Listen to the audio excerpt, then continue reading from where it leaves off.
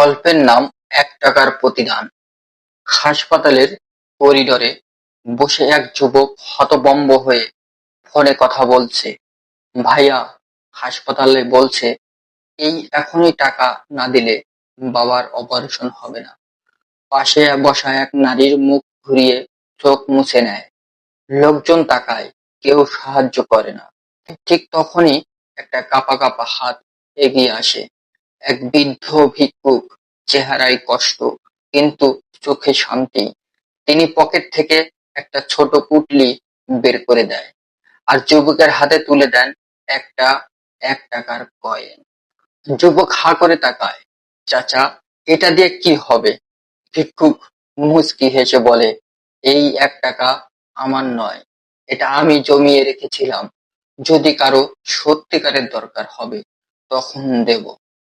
যুবক চোখের জল সামলায়, মাথা নত করে কয়েনটা নেয়। হাসপাতালের কাচের দরজা তার পেছনে বন্ধ হয়। ভেতরে ডাক্তাররা ছুটছে, সময় ফুরিয়ে আসছে। সে কয়েনটা পকেটে রেখেই দৌড়ে বাহিরে যায়। এক দোকানদার দেখে চেনেন, এই ছেলে তো ওয়ার্কশপে কাজ করে, এত বিপদে পড়েছে। দোকানদার কিছু না বলেই এগিয়ে এসে ৳৫০০ দেয়। ঘণ্টা খানেকের মধ্যেই ১০ থেকে ১২ জন লোক এগিয়ে আসে। কেউ ৳১০ দেয়, কেউ আবার ৳৫০, কেউ আবার ৳৫০০।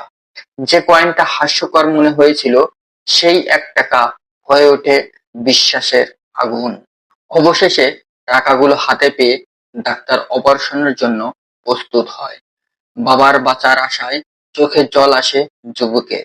সেই দিন অপারেশন সফল হয়, বাবা বেঁচে যান। ঠিক ৩ দিন পর ছেলে খুঁজে খুঁজে এসে সেই ভিক্ষুকের সামনে দাঁড়ায়। হাতে ফুল, এক কাপ চা আর একটা খামে ৳১,০০০। বৃদ্ধ বলে, বাবা, আমি তো ভিক্ষা করি, এ টাকা নিলে সেটা লোভ হবে।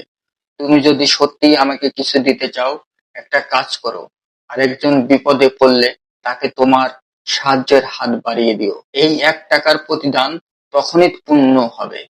ছেলে মাথা নিচু করে বলে, চাচা, আমি কথা দিচ্ছি, আজ থেকে আমার জীবনের সবচেয়ে বড় সম্পদ এই ৳১। এই ৳১, এই ৳১। আর সেই ৳১ কয়েন একটা কাচের ফ্রেমে রাখা। ছেলেটার ঘরে দেওয়ালে ঝুলছে আর নিচে লেখা, যখন পৃথিবী কিছু দেয় না তখন তখন ৳১ একটা পৃথিবী হয়ে ওঠে। তো বন্ধুরা, বাস্তবধর্মী এই গল্পটা আপনাদের কেমন লাগলো? যদি ভালো লেগে থাকে তাহলে অবশ্যই আমার এই ভিডিওটিতে লাইক, কমেন্টস করবেন। ধন্যবাদ।